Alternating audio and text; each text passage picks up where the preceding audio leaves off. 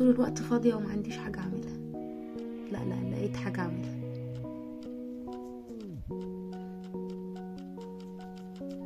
وحتى لما بلاقي حاجة بعملها برضو بكنسلها، بدور على حاجة تانية اعملها.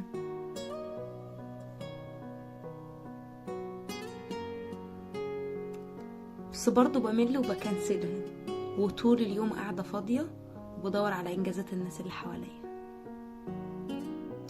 لما تلاقي عاداتك السلبية كترت، دخل عادة ايجابية جديدة. مثلا معظمنا اول ما بيصحى من النوم بيمسك الموبايل بتاعه ويفضل يقلب على السوشيال ميديا طول الوقت وما بيعملش اي حاجة مفيدة. فجرب انك تبدل العادة دي بانك تنزل تجري، او انك تعمل رياضة مثلا في البيت. فانك تبدل العادات السلبية اللي بنعملها في حياتنا بحاجات ايجابية وبعادات ايجابية بيفرق جدا معانا. تاني حاجة وهي انك تتعلم. واقصد انك تتعلم مش انك تذاكر، لا، اتعلم وتطور، اعمل حاجة جديدة. مثلا انك تتعلم لغة زي الانجليش والالماني والاسباني واللغات اللي هي المطلوبة حاليا في اي شغل بتروحه بيطلب منك انك تكون معاك لغة. او انك تتعلم مثلا لغة البرمجة علشان انك تلاقي شغل، ولغة البرمجة بقت مطلوبة وسهلة جدا ان اي حد يتعلمها. او انك تتعلم مهارة جديدة مثلا زي الرسم، زي الموسيقى، زي انك تتدرب صوت. حاجات كتيرة قوي انك تتدرب على الحاجات دي، وانك تطور من نفسك وتطور من ذاتك، وانك تتعلم حاجة جديدة. ده بيخليك انسان كويس. تالت حاجة ودي بتبقى من اهم الحاجات تقريبا، انك تصلي، انك تظبط علاقتك مع ربنا، وان يكون في حاجة حقيقية بينك وبين ربنا. انك تقعد وقت تصلي، انك تتكلم مع ربنا، بتفرق جدا. الصلاة هو العلاج النفسي لروحك. رابع حاجة هو انك تقرأ.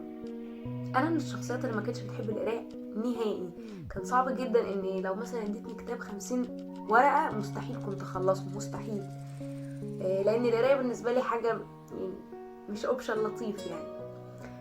فبدأت عندي مجموعة من صحابي كده بيحبوا يقروا كتب بقى، فكنت بلاقي عندهم كتب، فبدأت يعني اقول لهم ان يرشحوا لي كتب او روايات تبقى سهلة جدا اني اقراها.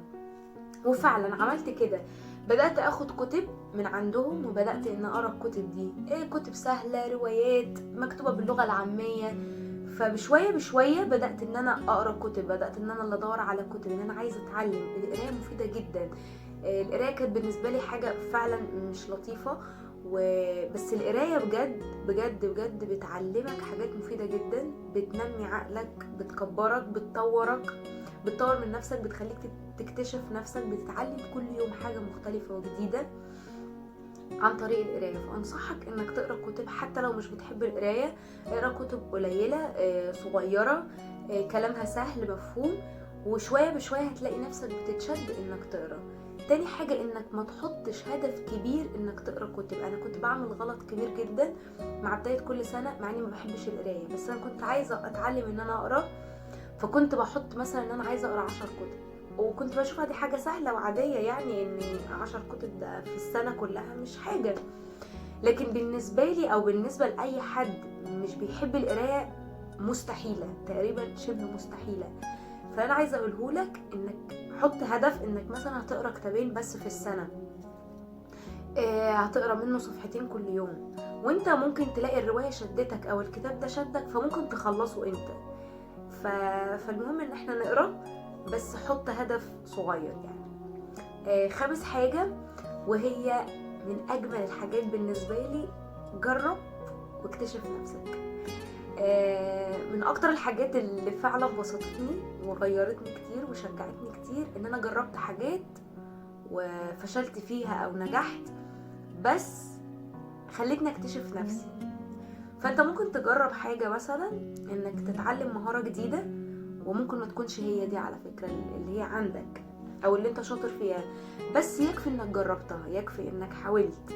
فده بيخليك انك تكتشف حاجة تانية. محدش فينا كان عارف هو عايز ايه، محدش فينا كان عارف هو بيحب ايه ونفسه في ايه غير لما جرب.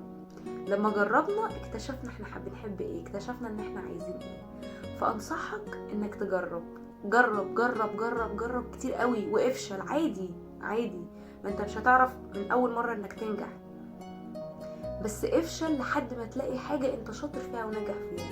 ناس كتير هتلاقيها بتقولك حواليك انا ما عنديش مواهب، انا ما عنديش مهارات، انا مش شاطر، انا مش بحب حاجه، مفيش حاجه بحب اعملها يعني.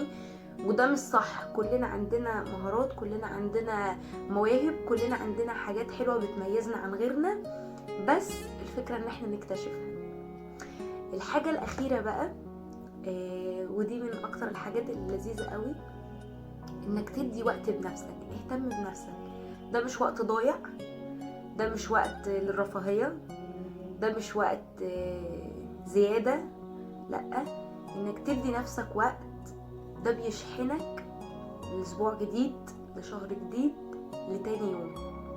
احيانا بيعدي علينا اوقات بنبقى مضغوطين جدا، بنضغط من شغل، من ظروف، من مشاكل، من حاجات كتير قوي، وانت بتبقى عايز تكمل برضو عادي. وفعلا بنكمل على فكرة، في ناس بتكمل عادي وما بتديش وقت لنفسك. ده مش رفاهية ابدا، بالعكس، لما بتهتم بنفسك بتشحن نفسك لوقت جديد.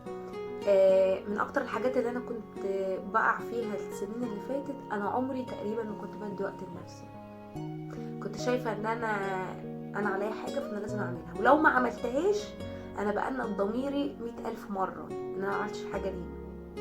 مع ان طبيعي احنا بني ادمين، فطبيعي ان احنا في حاجات مش هنقدر نعملها، في حاجات مش هنخلصها للاخر، فده طبيعي يعني.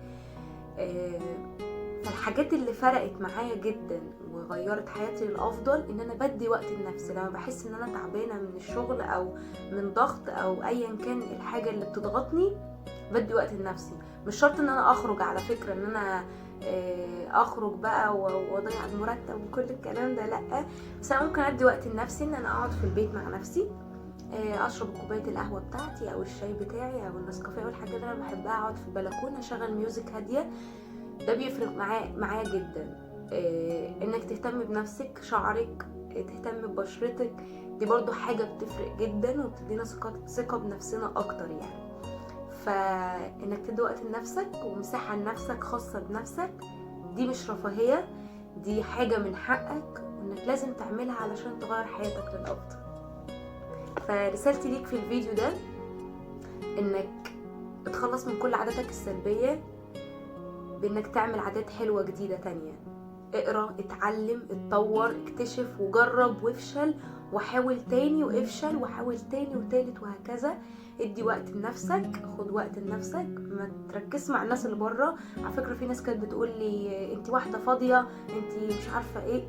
اوكي، ده رايك، انت حر براحتك، بس انا ادي وقت لنفسي ان انا اشحن فيه نفسي، دي مش حاجه وحشه ابدا. حب مساحتك بينك وبين نفسك، ادي نفسك مساحه زي ما بتدي كل حاجه حقها، شغلك، ظروفك، دنيتك، كل حاجه بتديها حقها، ادي كمان نفسك حق لان هي عليها حق.